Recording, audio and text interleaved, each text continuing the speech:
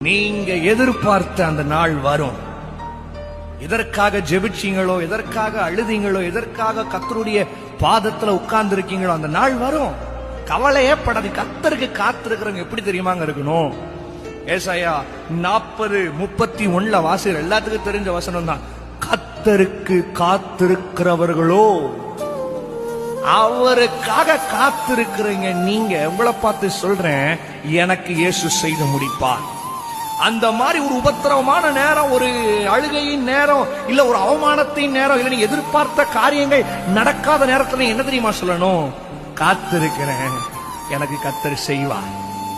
கர்த்தருக்கு காத்திருக்கிறோ புது பலனை அடைந்து ஒரு புது பலத்தோட காத்திருக்கணும். நீங்க காத்திருக்கிற டைம்ல தான் சோர்ந்து போயிடுறீங்க. நடக்குமா, நடக்காதா, செய்வாரா, செய்ய மாட்டாரா, அத ஆண்டவர் வாய்க்க செய்வாரா, வாய்க்க பண்ண மாட்டாரா? சொல்லிட்டார்ல, செய்வார்.